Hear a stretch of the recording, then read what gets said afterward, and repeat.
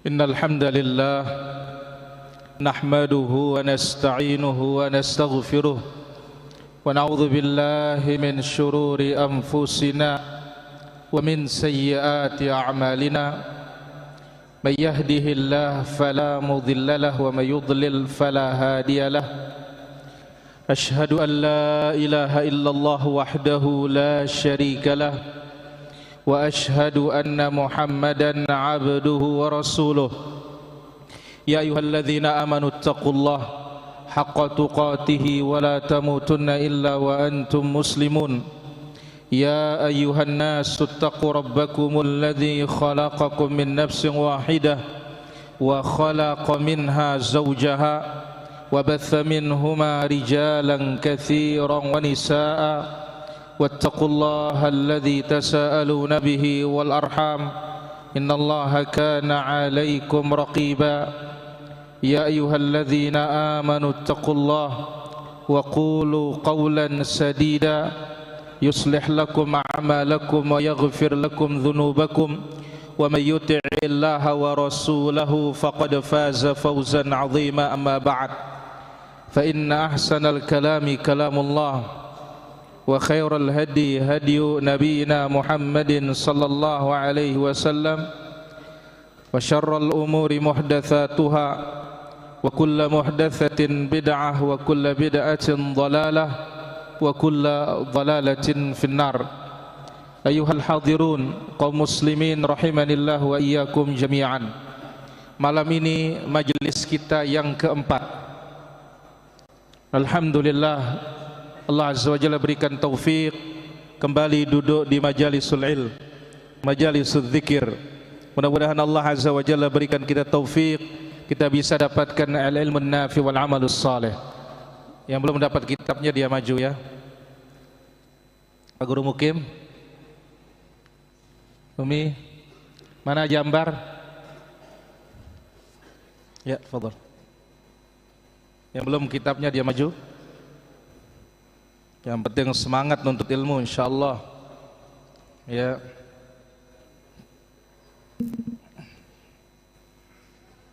Jambar. Abdullah.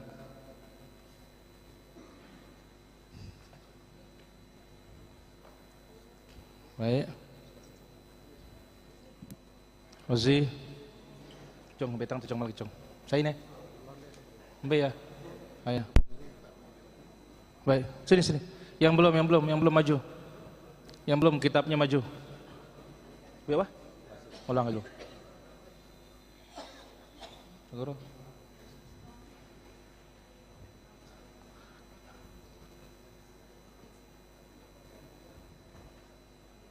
Baik. Haji Samir. Japis. Pak. Ya. Fadhal. Mah, betang cong lecong. Dua aja cong.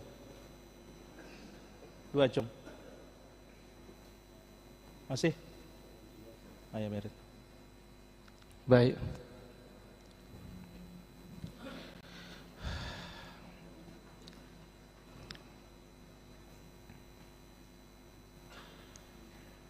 Man, sudah man? Itu. Tafadhal.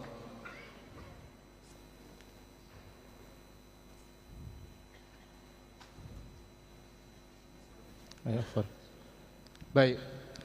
Alhamdulillah, pada kesempatan malam hari ini kembali kita diberikan taufik oleh Allah Subhanahu wa taala. Masih kita di masalah yang pertama. Qala rahimahullahu ta'ala, bismillahirrahmanirrahim, i'lam rahimakallah annahu yajibu alaina ta'allumu arba'i masail. Ketahuilah, semoga Allah Azza wa Jalla merahmatimu, wajib atas kita mempelajari 4 pokok permasalahan. Yang pertama, al-ilmu. Yang maksud dengan ilmu adalah ma'rifatullah, mengenal Allah dan mengenal Nabi Muhammad sallallahu alaihi wasallam dan mengenal agama Islam dengan dengan dalil-dalilnya. Kemudian yang kedua, al-amalu bihi, mempraktikkannya. Sekarang masuk kita yang ketiga, wad-da'watu ilaihi, mendakwahkannya. Masuk kita mendakwahkannya. Baik.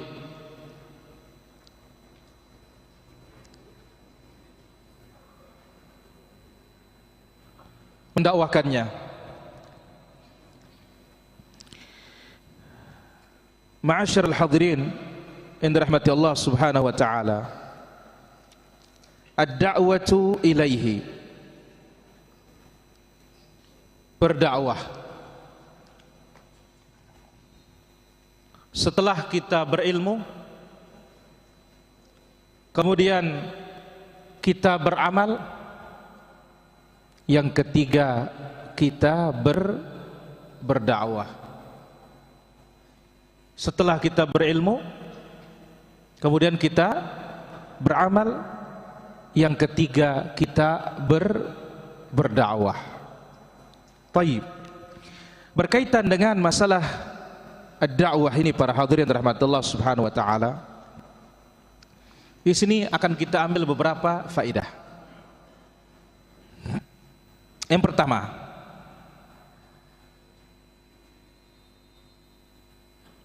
man 'alima wa 'amila falyad'u. Siapa yang sudah berilmu dan beramal, hendaklah dia berdakwah. Berdakwah ila hadzal ilm, mendakwahkan orang kepada ilmu ini, alladzi jaa bihi Rasulullah sallallahu alaihi wasallam, yang telah dibawa oleh Rasulullah sallallahu alaihi wasallam.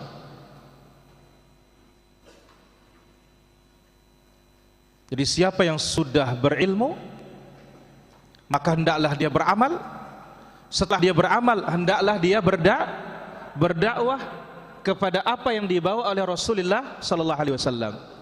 Dakwah ilal ilmu yang tiga: ma'rifatul Islam, ma'rifatu Allah, ma'rifatul Rabb, wa ma'rifatun Nabi, wa ma'rifatu dinil Islam. Kesini dia ajak manusia. Dengan demikian, man alima wa amila faqad kammala nafsahu. Siapa yang berilmu dan beramal, maka dia telah menyempurnakan dirinya.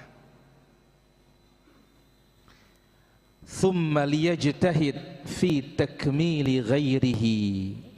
Kemudian berusahalah untuk menyempurnakan orang lain. Kemudian berusahalah untuk menyempurnakan orang lain.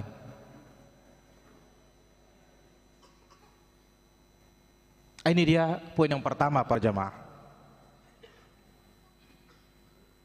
Jadi kita berilmu dan beramal ini, kita menyempurnakan diri kita, karena ini kewajiban kita. Setelah kita berilmu, kita beramal, bagaimana kita menyempurnakan orang lain?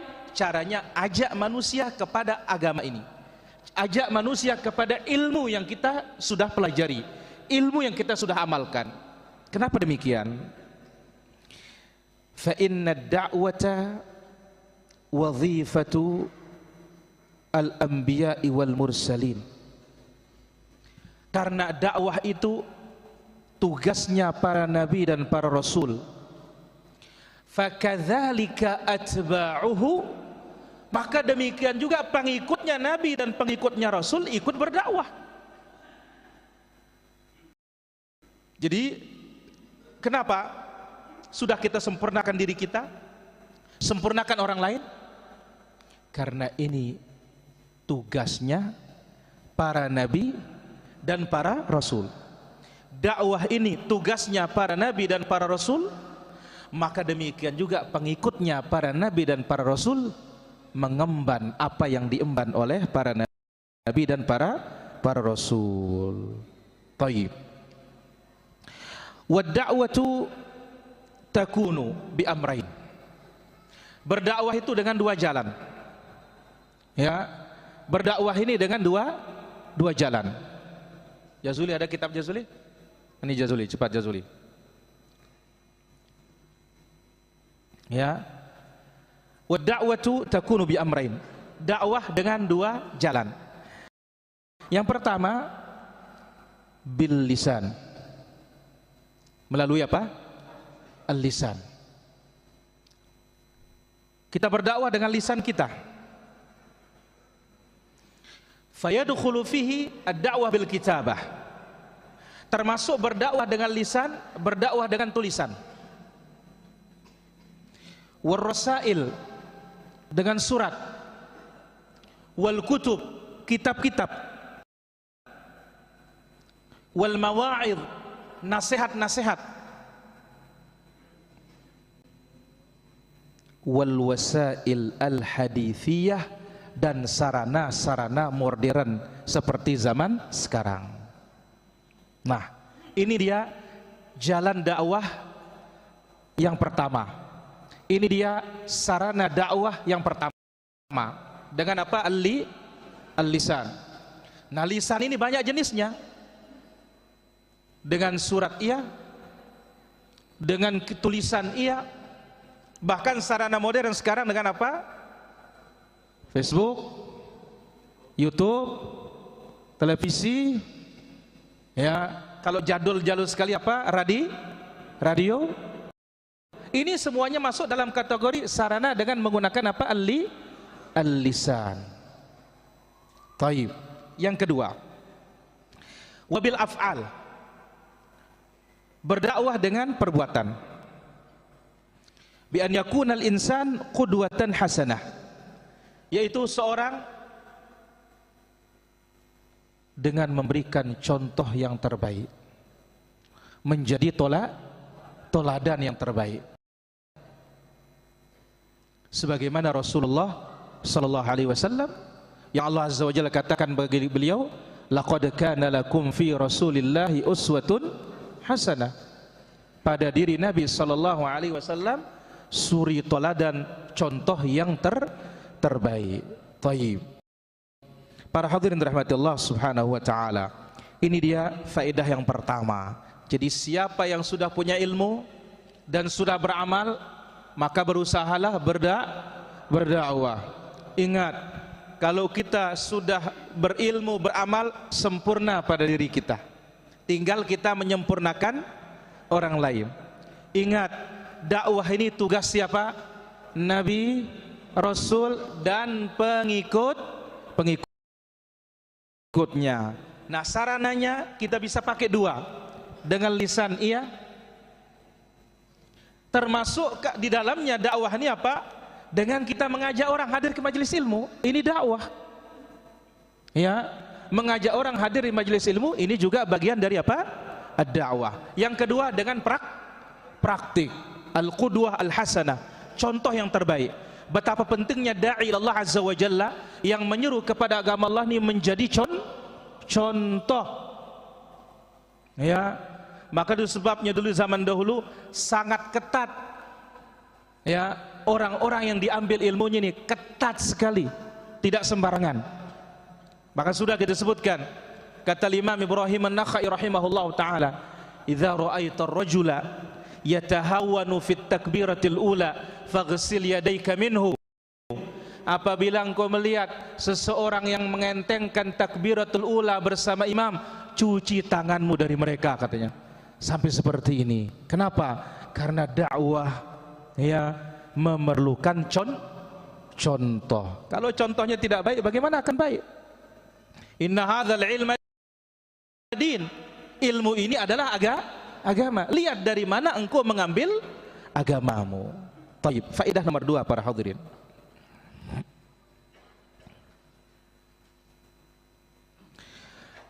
Faedah nomor 2,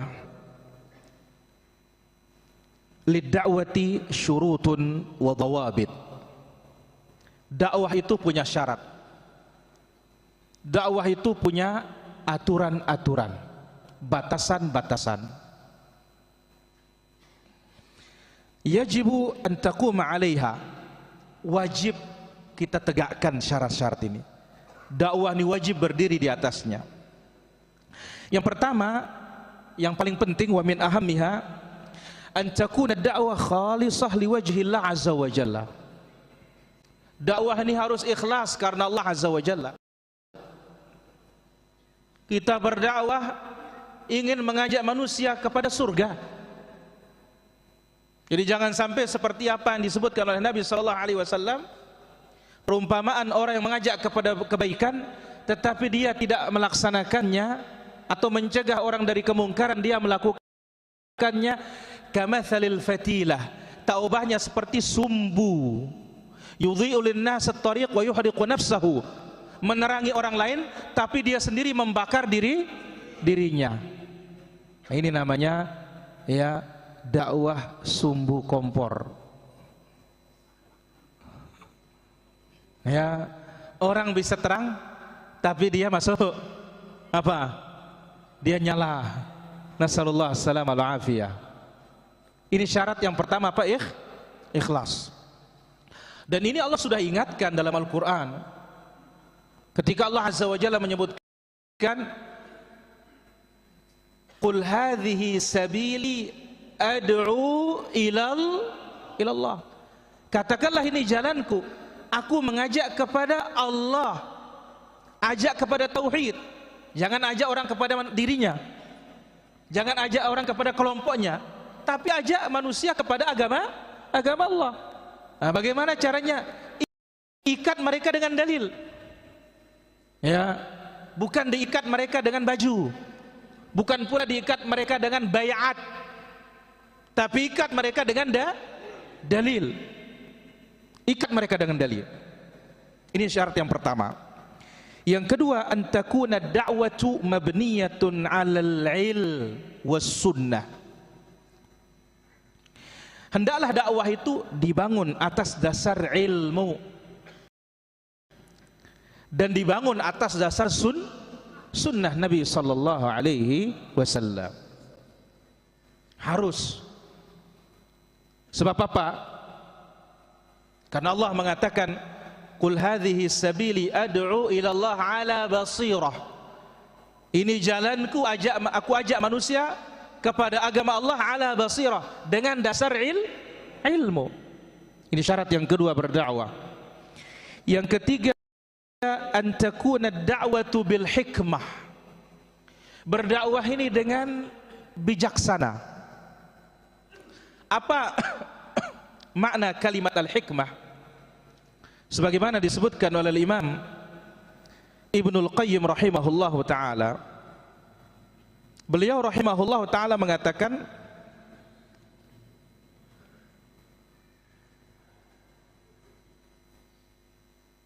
makna dari kalimat hikmah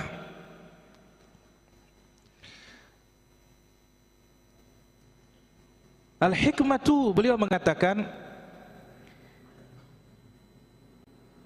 laha thalathatu arkan. Hikmah itu memiliki 3 rukun, baru dikatakan orang itu hikmah berdakwah. Mana dia? Al-ilm, bersasarkan kepada ilmu, harus punya dalil. Yang kedua, wal hilmu, lembut, tidak segera menghukum kalau orang salah. Yang ketiga, wal anad, tidak gegabah. Berarti apa? Harus memiliki sikap hati-hati, penuh dengan pertimbangan. Ini dibawakan dalam kitab Madarijus Salikin pada jilid kedua halaman 448. Ini dia ya rukun dari hikmah. Baik, hikmah itu sendiri apa? Al-Imam Ibnul Qayyim rahimahullah ta'ala mengatakan, hikmah fi'lu ma yambaghi, melakukan sesuatu yang cocok, yang pas, alal wajhil ladzi yambaghi, dalam bentuk yang tepat, fil waqtil ladzi yambaghi, ya, pada waktu yang tepat, berkata yang tepat, dengan cara yang tepat, pada waktu yang tepat. sebagaimana dalam kitab Madarijus Salikin jilid yang sama 2 halaman 448. Ini dia makna dari hikmah, syarat dakwah yang ketiga para hadirin. Jadi yang pertama ikhlas, yang kedua didasari dengan ilmu was sunnah, yang ketiga dakwah itu dengan hikmah. Hikmah adalah melaksanakan sesuatu yang tepat dengan cara yang tepat pada waktu yang tepat.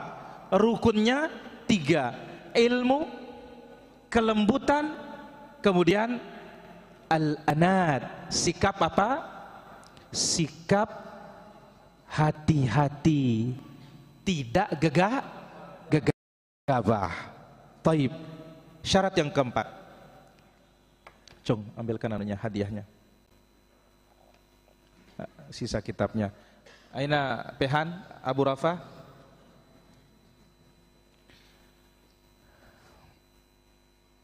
Itu kitabnya. Sebelum kita lanjut, mengulangi sedikit pertanyaan nih para jamaah.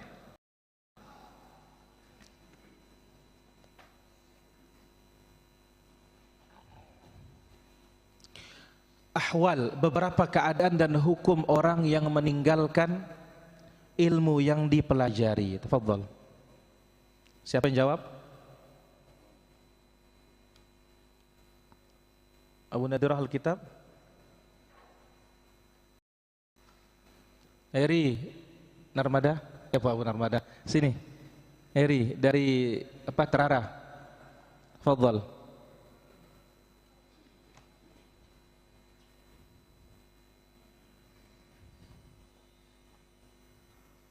Tafadhal.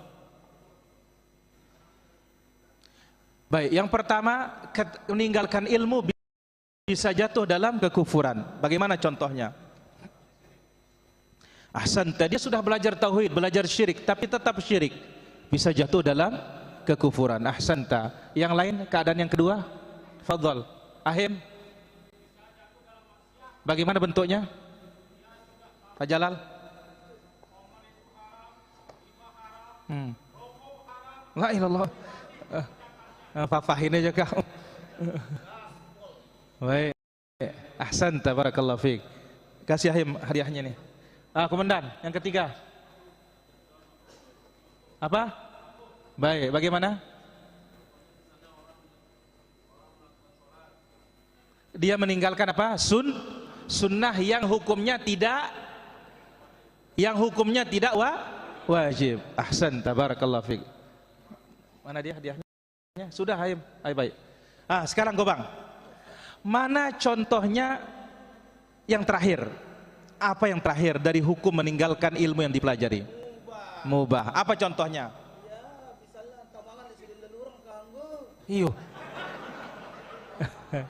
Aduh, ngarang nih jana. Mubah Ustaz. Iya. Makan bawang putih. Astagfirullah. Mamijan.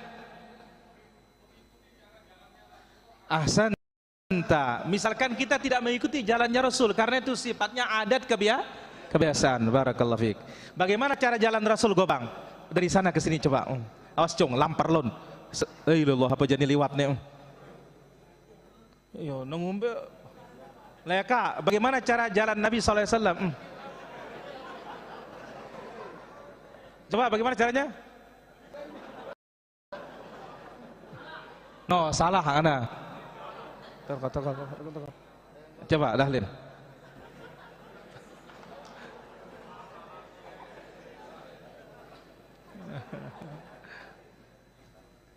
No, aneng. Ahsan, tabarakallahu fi. Lawan si berujung umbi harani no. Ayo. Orang mau hadiah masih. Lokal.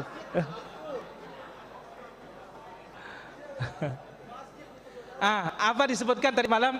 Nabi mengatakan alaikum bin naslan. Seperti orang turun dari apa? Tanjakan. Itu namanya apa? An-naslan. Capuh. Siapa coba naslan? Siapa yang mau coba? Ya Allah. Ayo, siapa mau coba An-Naslan, cara jalan Nabi sallallahu alaihi wasallam? Ayo. Abu Roni, coba Abu Roni. Mbembe wah. Iyalah encong, ayo wah santa. Kasih Abu Roni hadiahnya nih. Kak, kalian kali dulu kah?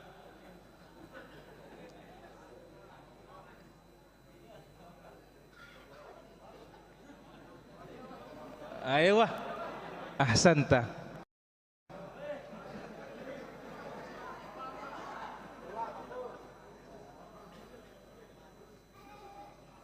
Ayo wah. Ahsanta. Kah. Baik, ahsanta. Itu pokok yang keberapa? Ketiga adalah hikmah. Tayyib, pokok yang keempat. Mura'atu ahwalil mad'uwin. Memperhatikan ya kondisi orang-orang kita dakwahi. Memperhatikan kondisi dan situasi orang-orang yang kita dakwahi. Ini dia ya rukun yang keempat, sebagaimana firman Allah Azza wa Jalla, "Qul hadhihi sabili ad'u ila Allah ala basirah ana wa man ittaba'ani wa subhanallahi wa ma ana minal musyrikin." Sebagaimana firman Allah Azza wa Jalla di dalam surah Yusuf pada ayat yang ke-108. Pada ayat yang ke-108. Apa kata Allah Azza wa Jalla? Katakan ini jalanku. Aku mengajak kepada Allah ala basiratin, berdasarkan ilmu. Ana wa man ittaba'ani, aku dan yang mengikuti aku. Apa kata para ulama? Al-basirah, basirah itu adalah al-ilmu. Basirah itu ilmu. Wal ilmu yashmalu, ilmu itu mencakup apa? Al-ilmu bisyara', ilmu tentang agama yang kita sampaikan. Wahalil mad'u, mengilmui situasi, psikologi dan keadaan orang-orang yang kita dakwahi, kita tahu.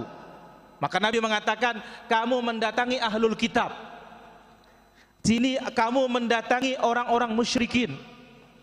Yang ketiga, basirah itu wat-tariq al-musil ilal maqsud, metode supaya dakwah itu sampai. Nah, ini makna dari kalimat basirah. Ini dia 4 rukun pondasi dawabit dalam ad-da'wah ilallah azza wa jalla. Harus berdasarkan apa? Harus pertama ikhlas, yang kedua berdasarkan ilmu, dan yang ketiga hikmah, yang keempat memperhatikan kondisi orang-orang yang kita dakwahi. Ini faedah yang kedua. Faedah yang ketiga para jamaah, at-tasaddur lid-da'wah, berdakwah lil ammah, kepada orang banyak. La budda lid-da'i an yahsula qadran kabiran minal ilm. Menyampaikan ilmu kepada orang banyak, seorang dai harus memiliki ilmu yang besar, ilmu yang luas tentang agama. Jadi kalau ingin berdakwah kepada orang banyak, ya, la budda la liddai an yahsula qadran kabiran minal ilm, harus menguasai ya dan memiliki ilmu yang luas, ilmu yang banyak. Wa amma an yuballigha syai'an ya'lamuhu, adapun kalau sekedar menyampaikan sesuatu yang dia ketahui, beda niki para jamaah. Kalau tadi majelis ya naik di mimbar. Kalau naik di mimbar membuka majelis tanya jawab, apalagi harus punya ilmu yang luas. Wa amma, yang kedua, adapun an yuballigha syai'an ya'lamuh, sekedar menyampaikan ilmu yang dia ketahui, misalkan malam ini didengar ya syariat syarat berdakwah itu ini, ya. Kemudian ilmu itu ini, yang namanya hikmah itu ini. Adapun sekedar menyampaikan apa yang diketahui, fala yahtaju ila darajati alimin mujtahidin, tidak perlu harus mencapai derajat alim mujtahid.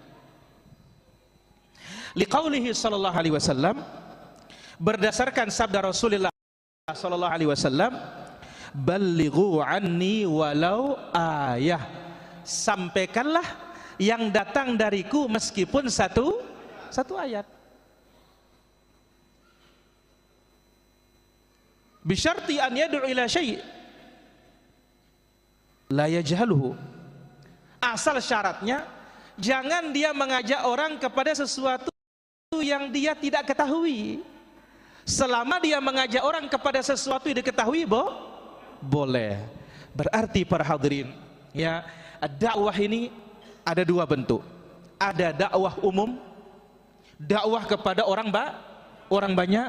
Kalau dakwah kepada orang banyak, kita memerlukan apa? Ilmu yang luas. Adapun kalau sifatnya hanya menyampaikan sebatas yang kita ketahui, maka sampaikanlah asal itu kita memiliki ilmu tentangnya. Ini faedah nomor berapa? Yang ketiga. Faedah nomor 4.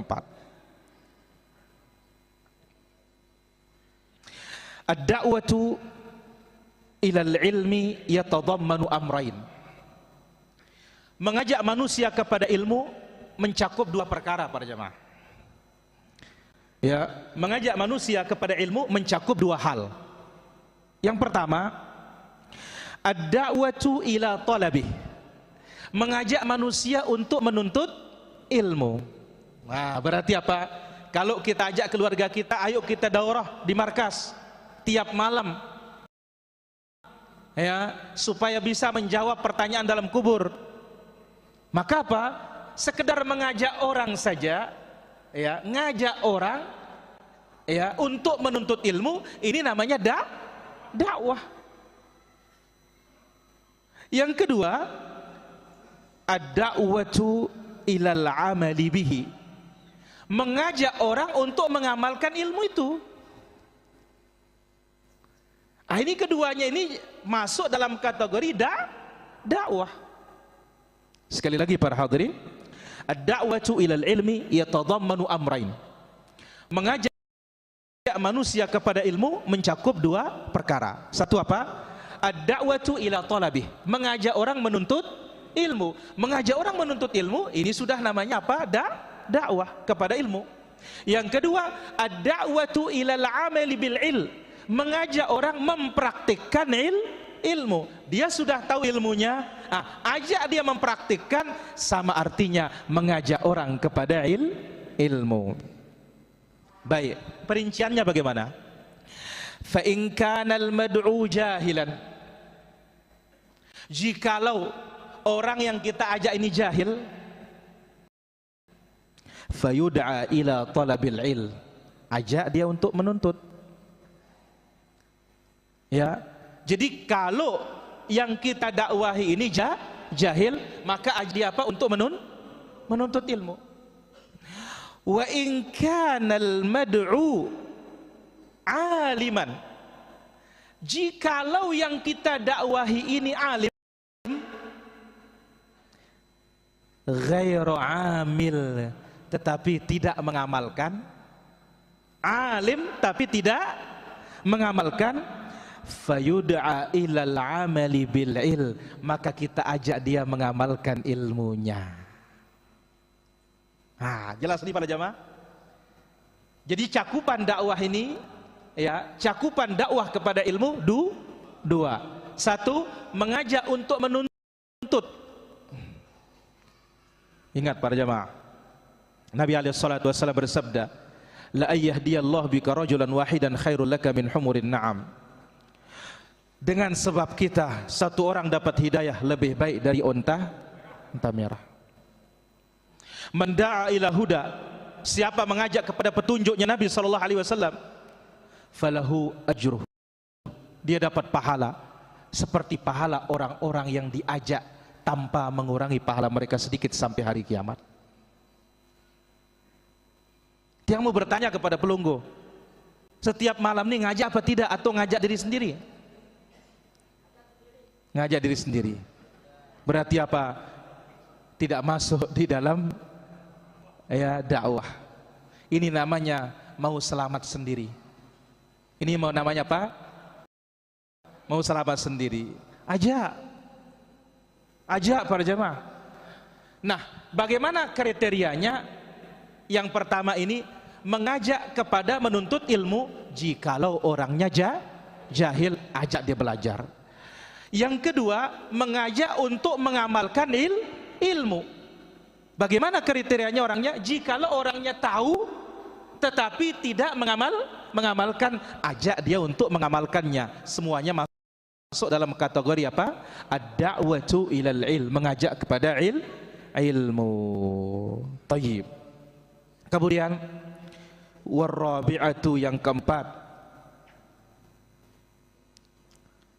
was-sabru 'alal adza fihi, bersabar atas gangguan dalam mendakwahkan ilmu.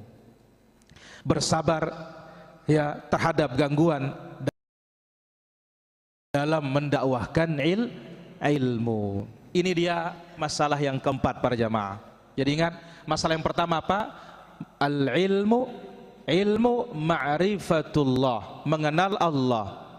Wa ma'rifatun nabi, mengenal nabi. Wa ma'rifatu dinil Islam bil adillah, mengenal Islam dengan dalil-dalilnya. Masalah yang kedua apa? Setelah kita mengilmui, wal amal bihi, mempraktikkannya. Ingat, praktik itu buah dari ilmu. Setelah kita mempraktikkannya, wad da'wah ilaihi, kita ajak orang kepada ilmu tersebut. Nah, setelah kita mendakwahkannya, was-sabru 'alal adza fihi, bersabarlah terhadap gangguan di dalamnya. Apa maknanya para jamaah? Seolah-olah al-musannif mengatakan kepada kita begini, yang mengikuti jalan ini, jalan ilmu ini, yang mengenal Allah, mengenal Nabi, mengenal Islam dengan dalilnya, dia praktikkan. Setelah dia praktikkan, dia dakwahkan, maka pasti dia mendapatkan perkara-perkara seperti apa yang didapatkan oleh para nabi dan para rasul. Maka wajib untuk bersabar. Wajib untuk bersabar. Inilah dia ucapan musannif. Jadi siapa yang mengilmui Allah, Nabi Muhammad, agama Islam dengan dalilnya, dia praktikkan, dia dakwahkan, siapkan mental, siapkan badan, siapkan jiwa. Kenapa? Allah ingin buktikan kejujuran. Apakah kita jujur dalam mengilmui yang tiga ini? Apakah kita jujur dalam mengamalkannya? Dan apakah kita jujur dalam mendakwahkannya? Karena apa? Orang yang tidak jujur dia akan mundur. Sebagaimana yang Allah Azza wa Jalla sebutkan dalam suratul Ankabut ayat 1 sampai 2. Alif lam mim, ahasiban nas ayyutraku ayyaqulu amanna wa hum la yuftanun. Apakah manusia mengira mereka dibiarkan mengucapkan kami beriman, sementara mereka belum diuji? Walaqad fatanna alladzina min qablihim, kami sudah uji orang-orang sebelum mereka. Fala ya'lamannallahu alladzina shadaqu wa la ya'lamannal kadzibin. Dengan ujian ini Allah akan benar-benar tahu mana yang jujur dalam keimanannya dan mana yang dusta dalam keimanannya. Orang Arab mengatakan bil imtihan yukramul mar'u aw yuhan, dengan ujian seseorang itu akan dimuliakan atau dihinakan. Baik, fawaid dalam poin ini para jamaah. Yang pertama, Man 'alima wa 'amila thumma da'a yajibu 'alaihi sabr. Siapa yang berilmu kemudian dia beramal lalu berdakwah, maka wajib baginya untuk bersabar terhadap segala gangguan dan ujian. Wajib. Jadi siapa yang sudah berilmu, mengamalkan ilmu tersebut, yang tiga itu, kemudian dia dakwahkan, wajib baginya untuk bersabar atas ujian dan cobaan. Kenapa? Li'annal ibtila'a sunnatullah fi khalqihi al-mu'min. Karena ujian itu adalah ketetapan Allah pada hambanya yang beriman.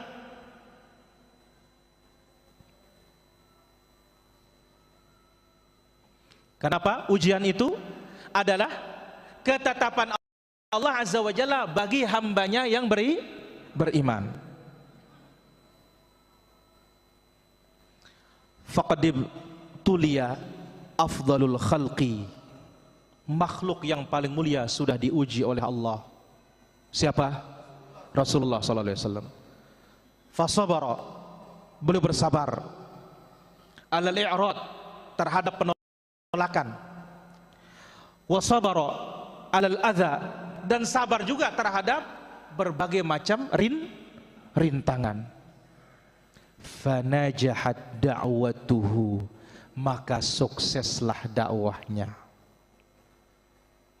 Jadi para hadirin, ujian itu tanda kesuksesan. Ujian itu apa? Tanda kesuksesan. Jadi siapa yang mengilmui Allah, tentang Nabi, tentang Islam dengan dalil-dalilnya, dia praktikkan, dia dakwahkan, harus siapkan diri, siapkan mental. Kenapa? Karena yang membawa seperti apa yang kita imani sudah diuji oleh Allah Subhanahu wa taala. Maka itulah yang menjadi hiburan kita. Nabi hibur dirinya waktu di Taif. Ditolak oleh Abdi Yalil, dilempar, luka Nabi SAW, sambil mengusap darah. Beliau mengatakan, menenangkan dirinya, menghibur dirinya, rahimallahu Musa, Allah rahmati Nabi Musa. Faqad udhiya bi aktsara min hadza, dia disakiti oleh kaumnya lebih dahsyat dari ini, kata beliau. Siapa yang tahu apa yang dilakukan oleh kaum Nabi Musa terhadap Nabi Musa? Abu Wahyu. Baik. Pak Job.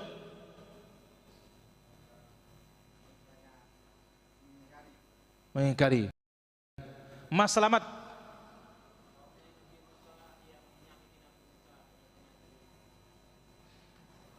Pak Mul. Amumi.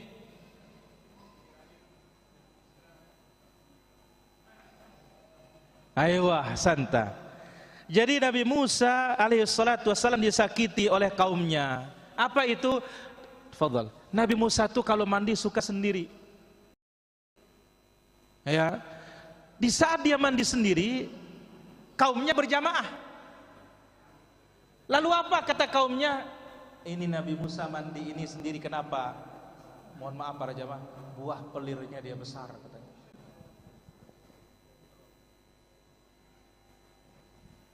Jadi Nabi hibur dirinya sambil mengusap apa? Mengusap darah. Di sana Nabi berkatakan, Allahumma ghfir li qaumi fa innahum la ya'lamun. Ya Allah, ampunilah kaumku, mereka tidak tahu. Nah, Nabi kita diuji, afdalul khalq, makhluk yang paling mulia. Dan ingat Nabi SAW sebutkan, asyaddun nasi bala'an al-anbiya, manusia yang paling berat ujiannya para thummal amthal fal amthal, kemudian yang mirip dengan Nabi SAW. Nanti akan datang dalam faedahnya para jamaah, bahwasanya ketika ujian itu semakin besar, maka ketahuilah kesuksesan semakin dekat. Faedah nomor 2, as-sabru yata'allaqu bi amrayn. Sabar dalam agama ini berkaitan, atau dalam masalah ini berkaitan dua perkara. Berkaitan dengan dua perkara. Pertama, as-sabru, sabar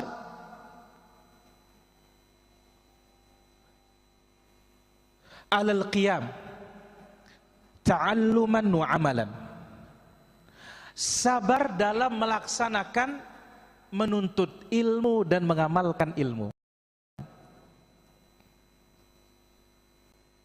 Jadi kita ini harus sabar menuntut ilmu ini, dan sabar juga melaksanakan ilmu ini. Nah, bagaimana para jamaah? Mungkin ada tantangannya jauh rumahnya, harus sabar. Mungkin ada tantangannya bilang ku tokol, datangan toku. Tantangan namanya ini. Ya, atau ada tantangannya Pak, setiap saya duduk ini batur ini ngaraos doang. Nah, ini tantangan namanya. Ya, ada juga tantangannya Pak, dagehku bukan tuan dengan neririk doang. Sabar. Ya, sabar. Ya, saya menuntut ilmu kok belum juga ilmu itu diam. Sabar. Yang kedua, sabar mengamalkan ilmu tersebut. Kenapa? Sebab kalau tidak, kita tahu para jamaah, orang maksiat, orang berdosa di zaman sekarang ini nggak ada yang menegur dia, malu orang. Tapi begitu orang mengamalkan ilmu Islam, tauhid, orang ribut, orang marah, orang tersinggung. Maka perlu apa? Sabar. Ini yang pertama. Yang kedua, as-sabru 'alal adza wat tahammul fi sabilihi wa sabilid da'wati ilaih. Sabar terhadap gangguan untuk memegang ilmu ini dan mendakwahkan ilmu ini. Ini ya, sabar atau yang berkaitan dengan sabar dalam masalah perkara ini. Jadi sabar menuntut ilmu, sabar mengamalkan ilmu, kemudian sabar terhadap gangguan ya, dalam mendakwahkan dan mengamalkan ilmu ini. Taib. Kemudian poin yang ketiga, aqsamus sabar, pembagian sabar. As-sabru thalathatu aqsam. Tapi sebelumnya, sabar. Apa yang dimaksud dengan kalimat sabar para hadirin rahmati Allah subhanahu wa ta'ala?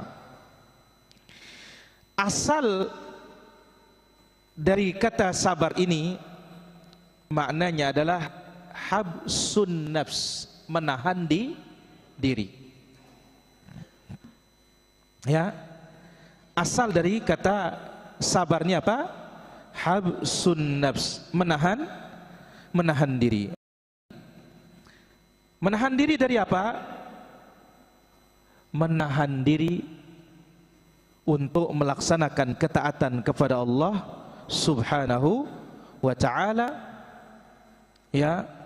Kemudian menahan diri dalam meninggalkan perbuatan-perbuatan dosa, dan menahan diri dalam menghadapi ketetapan Allah subhanahu wa ta'ala yang menyakitkan. Maka aqsamus sabar, pembagian sabar ini menjadi tiga. Pertama, sabrun anil ma'siyah fala yartakibuha. Sabar terhadap perbuatan maksiat, maka jangan kita lakukan.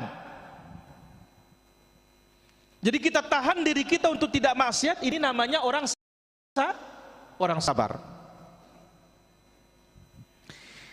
Yang kedua, wasabrun ala ta'ati hatta yu'addiyaha.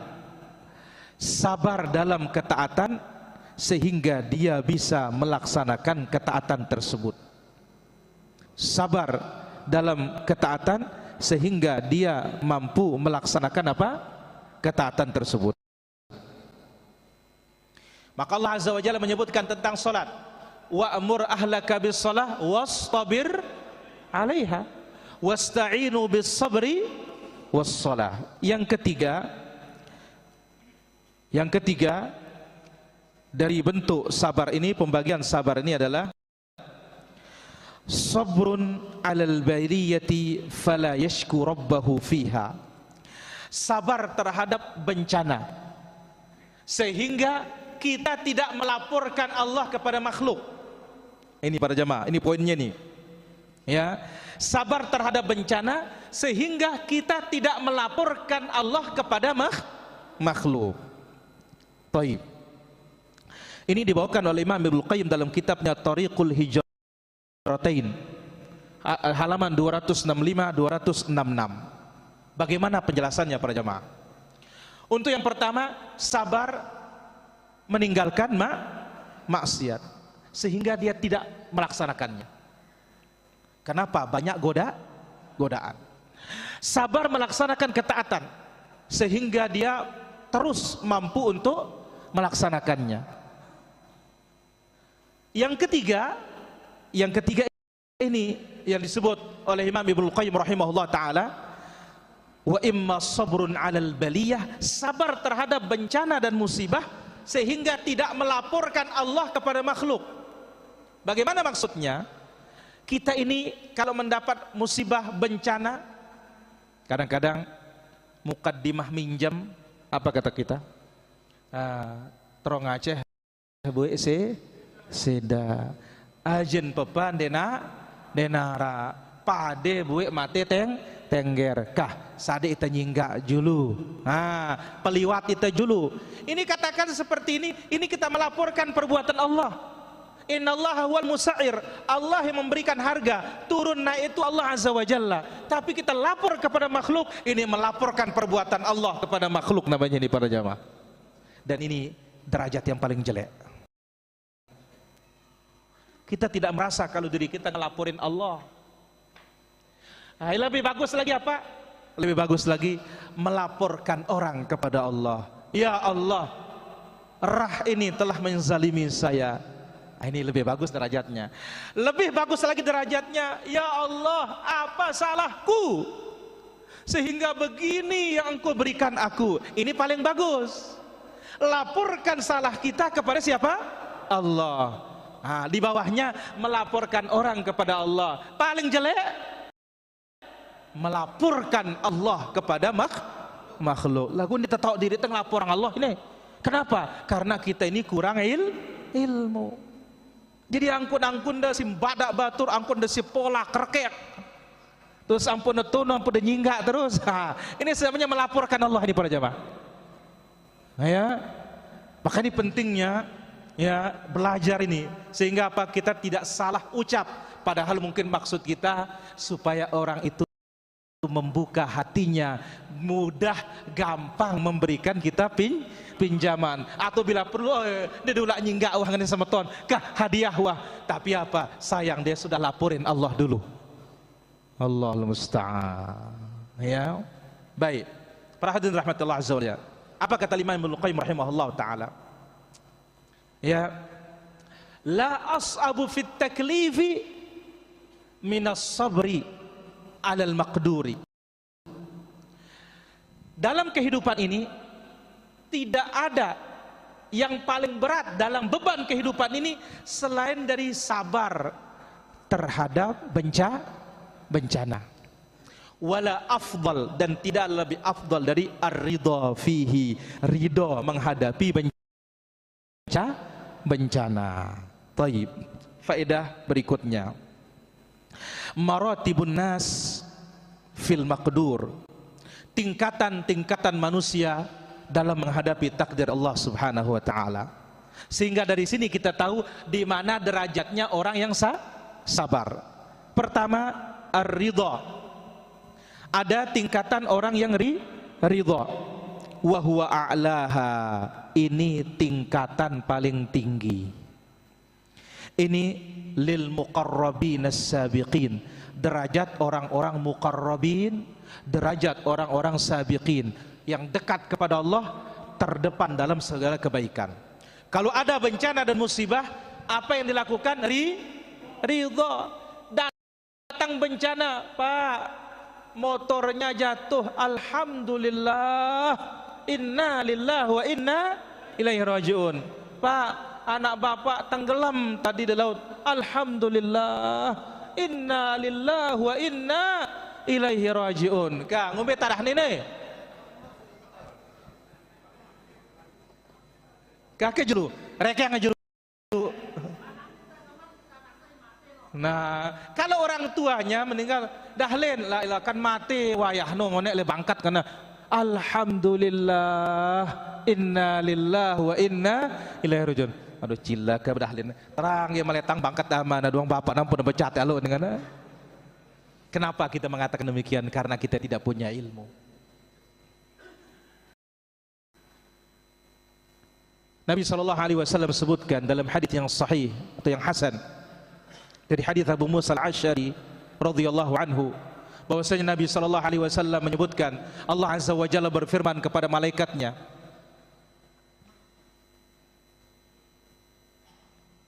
qabattum walada abdi, hai malaikatku, kalian cabut nyawa anak hambaku? Qalu na'am, benar ya Allah. Qala qabattum thamarata fuadi, kalian cabut buah hatinya? Qalu na'am. Madza yaqulu abdi, apa kata hambaku? Qalu, mereka mengatakan hamidaka wastarja', dia mengucapkan alhamdulillah dan mengucapkan inna lillahi wa inna ilaihi raji'un. Qala Allah berfirman, ubnu li abdi baitan fil jannah wa sammuhu baital hamdi, bangunkan hambaku istana di surga, namakan dia istana pujian. Ini tingkatan paling atas, tingkatan yang muqarrabin as-sabiqin, ketika mendapat bencana ridho dan memuji siapa? Kenapa? Karena Allah menguji dia, karena Allah cinta. Yang kedua, as-sabru alaihi bidunir ridha, yaitu sabar tanpa ridha terhadap bencana dan musibah. Wa huwa lil muqtasidin, ini derajatnya muqtasidin, orang yang pertengahan. Yang ketiga, as-sakhat, marah, wa huwa asfaluha, ini derajat paling rendah. Lidh-dhalimin, ini derajatnya orang-orang zalim. Kalau marah terhadap takdir, berarti ini apa? Zalim. Kalau dia sabar, ini muqtasid. Dan ingat, sabar dalam menghadapi takdir hukumnya wajib, ridho itu hukumnya mustahab, afdol. Jadi dalam menghadapi bencana dan musibah, ya, sabar itu apa hukumnya? Wajib, bukan sunnah pada jamaah, wajib. Enggak ada di bawahnya, kalau di bawahnya dosa. Taib. Faedah yang keempat, yang terakhir.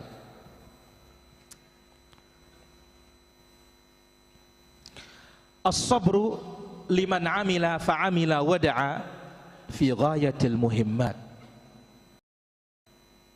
Sabar bagi orang yang berilmu dan mengamalkan ilmu serta mendakwahkannya sangat-sangat penting. Kenapa? Li'anna bihi yakhtabiru as-sadiqin minal kadhibin. Karena dengan ujian Allah akan menguji orang yang jujur imannya dan yang palsu imannya. Wa annahu alamatun ala qurbi an-nasr, dan ujian itu tanda dekatnya kemenangan, tanda dekatnya pertolongan.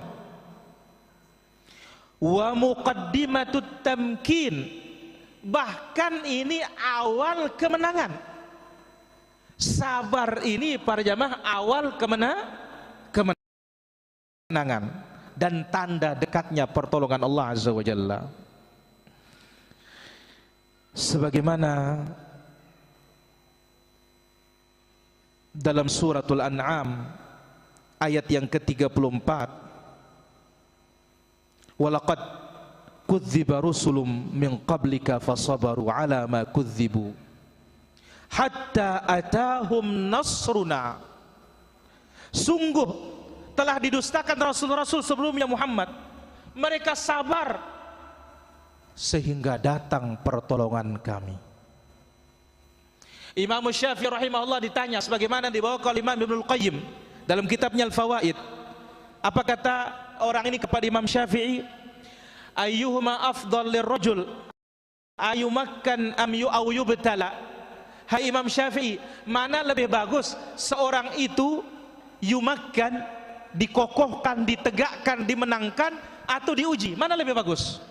Qala, beliau berkata, la yumakkan hatta yubtala. Tidak mungkin dimenangkan dan tidak mungkin dijayakan sampai diuji dulu. Tidak mungkin dijayakan sampai dia diuji. Masya Allah. Lalu beliau mengatakan, fa inna Allah abtala Nuhan wa Ibrahim wa Musa wa Isa wa Muhammadan. Allah telah menguji Nuh, Ibrahim, Musa, Isa, Muhammad salawatullah wassalamu alaih. Falamma sabaru makkanahum. Ketika mereka sabar, Allah menangkan mereka. Maka Allah sebutkan dalam surat As-Sajdah, wa ja'alna minhum a'immatan yahduna bi amrina lamma sabaru wa kanu bi ayatina yuqinun. Syekhul Islam mengatakan, bis sabri wal yaqin tunalul imamatu fid din. Dengan sabar dan yakin diraih kepemimpinan dalam agama ini. Maka syair Arab mengatakan, ishtaddi azmatu tamfariji qad adhana ghayliqi bil balaji. Ishtaddi azmatu tamfariji. Ya, begitu dahsyat azmah, kesulitan, kegentingan, dan fariji, maka dekatlah masanya untuk terbuka dan lapang. Masya Allah. Maka para hadirin rahmati Allah azza wa jalla, ya, siapa yang berilmu, beramal dan mendakwahkannya, maka sabar itu sangat penting. Di sini Allah menguji iman yang jujur dengan iman yang bohong. Dan di sini adalah, ya, muqaddimah, permulaan kemenangan. Dan di sini tanda dekatnya pertolongan Allah azza wa jalla. Jadi nggak mungkin orang itu ditolong oleh Allah azza wa jalla sehingga diuji dulu.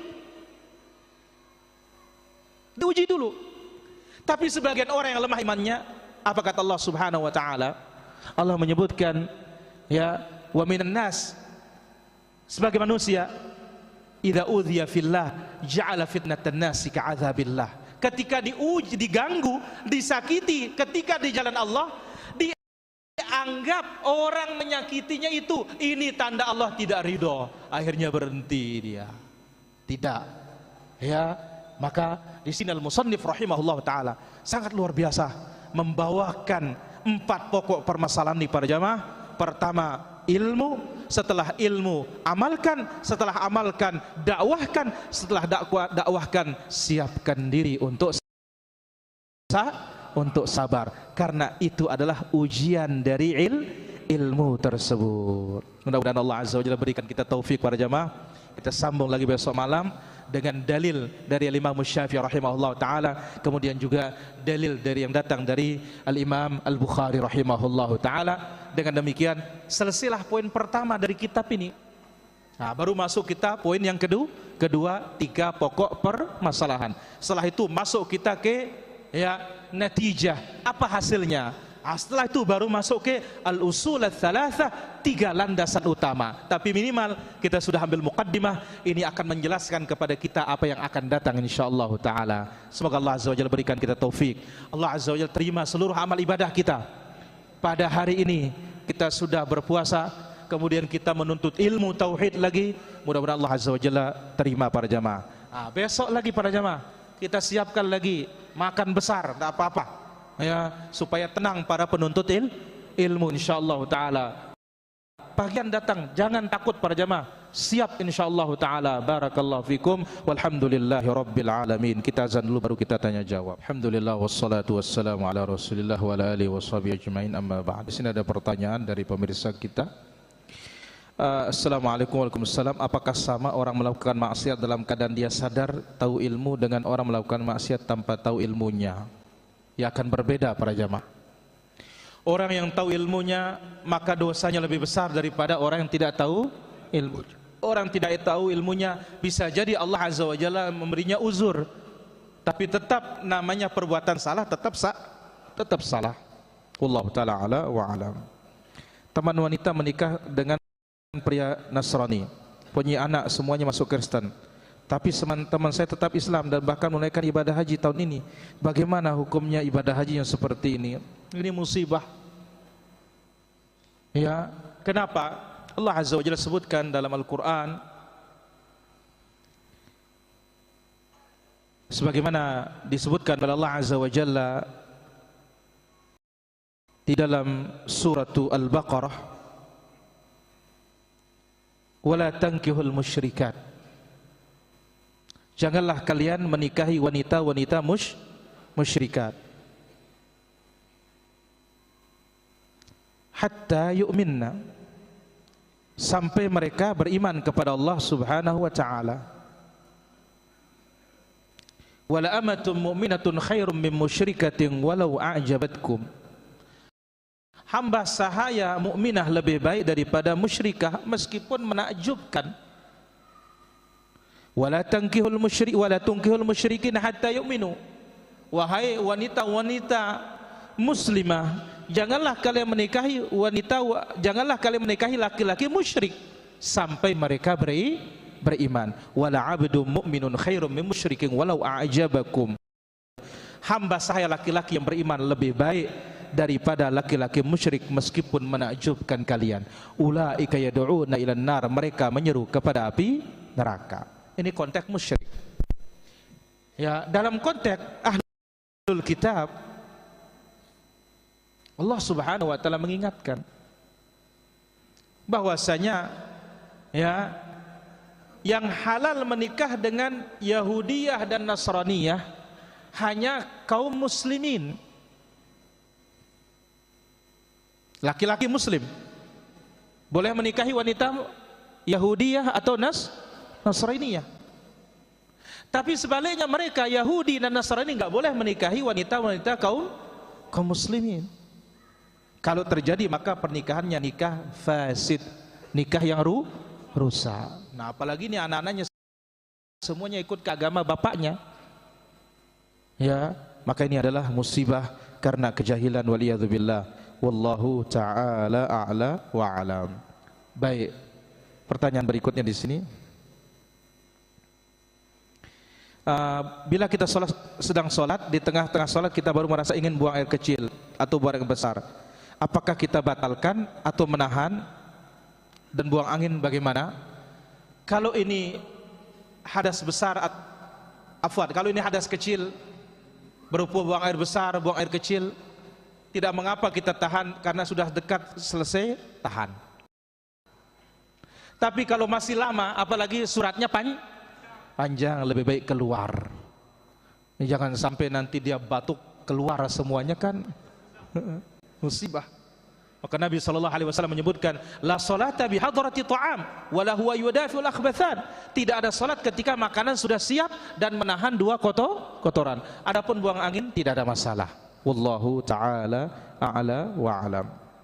Pertanyaan berikutnya dari Lampung Timur. Hukum kencing di pinggir jalan terus dibersihin pakai daun waktu safar bagaimana? Tidak ada masalah, tetapi harus tempatnya tertutup. Wallahu ta'ala a'la wa alam. Hukum mencuci sejadah di mesin cuci bersama pakai lain yang kemungkinan ada najisnya. Kalau barang kemungkinan jangan dipikirkan, atau airnya banyak, maka tidak ada masalah. Wallahu ta'ala a'la wa alam. Kemudian pertanyaan berikutnya, bagaimana sikap seorang muslim jika berhadapan mendengar langsung orang menghina agama Islam, baik itu azan, solat maupun semisalnya? Ya, harus diingatkan orang-orang menghina ini, karena ingat, Allah menyebutkan qul abillah wa ayati wa rasulihi kuntum tastahzi'un la ta'tadhiru qad kafartum. Memperolok-olok Allah, ayat-ayatnya, rasulnya, ini adalah kalau dia muslim keluar dari Islam. Tapi kalau dia luar Islam, maka ini orang yang seperti ini perlu ditazir oleh penguasa, diberikan efek jerah, tapi bukan perorangan tapi penguasa. Wallahu taala ala wa alam. Allah tidak membebani seorang hamba melainkan sesuai dengan kesanggupannya. Kenapa orang banyak bunuh diri? Karena masalah mereka, karena nggak punya ilmu, karena mereka tidak punya ilmu yang benar. Wallahu taala ala wa alam. Bolehkah ziarah kubur terhadap orang soleh? Mana lebih disarankan ziarahi? Apakah kerabat atau orang soleh? Ziarah kubur disyariatkan, tapi tujuannya ingat mati bagi yang hidup, berbuat baik untuk si mayit. Adapun untuk cari barokah tidak, sehingga dilarang untuk safar kecuali ketiga masjid saja. Wallahu taala ala wa alam. Bila kita sedang sholat, di tengah-tengah sholat baru merasa buang, ini sudah selesai ini. Tapi pertanyaan berikutnya di sini, seberapa panjang seorang ustadz untuk berdoa? Karena kalau terlalu panjang, ya seberapa panjang? Ya tergantung situasi. Ya tergantung apa situasi. Tapi untuk sholat Jumat jangan panjang. Ya kalau dakwah seperti ini, orang kuat sampai jam 9, dia nggak kuat sampai jam 9, ya lihat, sehingga dulu kita tahu apa kata ulama kita, al-mustami' ya asyaddu malalatan minal mutakallim atau asra'u malalatan minal mutakallim.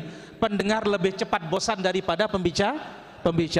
Maka Umar radhiyallahu anhu kalau melihat pendengarnya sudah menguap, maka diajak sahabatnya menanam pohon kurma. Teh nanam bawah ngalamun pada ngantuk. Wallahu taala ala wa alam. Nah lamun kita ngantuk teh temangan be ngono kan. Wallahu taala ala wa alam. Gobar.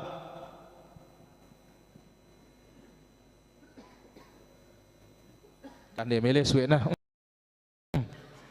Baik. Ustaz. Belum datang nih Ustaz. Izin Ustaz mau bertanya satu aja Ustaz. Masalah berdakwah ini Ustaz. Tapi sebelum bertanya mohon maaf Ustaz. Ita si pulan tidak tahu berdakwah ngedu dalil Ustaz, ngedu hadis Rasulullah SAW. Legu si pulan ini berdakwah ngedu semangat Ustaz, ngedu bilhal. Apakah tama ke dalam berdakwah ini Ustaz? Insya Allah. Tadi kita sebut kalau orang jahil ajak menuntut itu sudah apa? Dakwah. Wallahu taala ala wa alam. Saya tergolong kurang mampu memposting kajian yang isinya nasihat agar suka memberi kepada si miskin, takut dikira memancing untuk diberi, maka ya tidak jadi. Bagaimana yang seperti ini ya tidak usah dilakukan. Wallahu taala ala wa alam. Dahlin.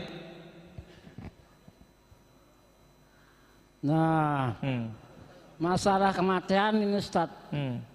Jadi keluarga anta mati atau ina amata mati, terus kena bada itu si sematonta kan wayah meninggal dunia, sekarang kata kita alhamdulillah kita. Nah langsung kan sambung karena ngeningkat langsung sambung ndek tarangan Ustaz nih bercocok sana mau naik jadi karena siling kita kan bagus maknana alhamdulillahin Ustaz. Alhamdulillah kan segala puji bagi Allah. Terus karena Remon, karena meningkat istighfar baca kan kita. Terus tentu itu Ustaz kita payah ngelawan terus kan no. Jadi mau kita pahalai no? Insyaallah. Tapi kurang karena apa? Memuji Allah dan istirja. Allah taala ala wa ala. Baik, ada lagi pertanyaan? Mantap. Jazakumullah khair. Ini Ustaz ayat Waalaikumsalam warahmatullah. Ya. Kita sebelum takbir boleh apa tidak membaca ta'awudz dan basmalah? Baik. Langsung dengan surat. Baik. Surat An-Nas. Baik, ditunggu jawabannya Bapak. Ini bertanya, bagaimana sebelum takbir membaca auzubillahi minasyaitonirrajim, qul a'udzu birabbil falaq, qul a'udzu birabbin nas. Inilah dia namanya menambah-nambah ajaran Rasulullah sallallahu alaihi wasallam. Ini masuk dalam fahuwa raddun, amalannya ditolak. Karena Nabi mengajar sahabat yang salah salatnya, apabila engkau hendak mendirikan salat, fatawadda, wudu, tsumma istaqbil qiblah, kemudian menghadap kiblah, fakabbir, langsung takbir, tidak ada bacaan-bacaan. Wallahu taala ala wa alam. Pak Guru mantap. Ayat niki. Al-Baqarah ayat 32 begitu. Qalu subhanaka la ilma lana illa ma alamtana. Alamtana innaka antal halimul hakim. Jadi ini yang kudu angkun desi salah bebaca ada ganti isi kaputan jemaah. Kafaroh nih. Girang ta gerger tadi dengan. Jadi Ustaz, kami tidak mengetahui kecuali engkau yang mengajarkan. Jadi apa makna ayat niki Ustaz? Ya maknanya manusia ini memang tidak punya ilmu di hadapan Allah Subhanahu wa taala. Termasuk juga siapa malaikat. Malaikat saja diajarkan oleh siapa? Nabi Adam. Jelas Pak Guru? Dengan ini halo. Baik. Abu Ijang. Kan ngene Ustaz. Ngombe guna. Ngerti yang ningkat guru-guru tipino nang kata. Banu TV guruna banu. Ngerti kena pas tanu. Paling abdolna kita apa minta puasa Ustaz. Sabtu Ahad. Namun Ahad doang. Dosa-dosa kode hapusna. Mun Ahad dosa-dosa kode balik hapusna Ustaz. Mumpang kuna. Enggak ada itu. Hanya mengampuni dosa kecil. Hanya penjelasannya para ulama kita, kalau dia tidak punya dosa kecil, mudah-mudahan bisa meringankan dosa besar. Wallahu taala ala wa alam. Ustaz. Enter rombongan Sabtu Senin itu bersama ngembang Ustaz. Enggak ada masalah. Boleh. Sabtu, Ahad, Senin. Senin itu di samping hari Senin, yaitu bentuk kehati-hatian sebagaimana disebut oleh Ibnu Abbas, sehari juga setelah tanggal 10. Wallahu taala ala wa alam. Baik Abu Fit. Apakah zikir setelah sholat Jumat dengan zikir sholat fardu sama? Tidak ada bedanya. Wallahu ta'ala a'la wa alam. Apakah memaparkan perbedaan pendapat para ulama dalam sebuah permasalahan ketika kajian, apakah cocok? Boleh. Asal dijelaskan ini lebih dekat kepada dalil. Bukan membiarkan orang ngambang. Ya, tidak tahu arah mana yang dipilih. Wallahu ta'ala a'la wa alam. Abu Pit. Kita yang ada derek ini kadang berat beta sugi. Ya bagusan ke derek no det sugi no lita kok. Baik. Abu Pit, mele det sugi? Mele ta sugi. Mele. Mudah obatnya kalau mau kaya. Apa kata Nabi sallallahu alaihi wasallam? Wardha bima qasamallahu lak takun aghnan nas. Ridholah dengan rizki yang Allah berikan kepadamu, kamu menjadi manusia paling kaya. Nengka ada langsung sugi wah nih. Jelas Abu Fit? Ini kunci kaya itu para jemaah. Hanya ini kuncinya kaya itu. Ridhoi pemberian Allah sekarang ini, kita menjadi manusia paling kaya. Bukan sekedar kaya. Aghnan nas kata Nabi, manusia paling kaya. Subhanakallah bihamdik, asyhadu an la ilaha illa anta astaghfiruka wa atubu ilaik.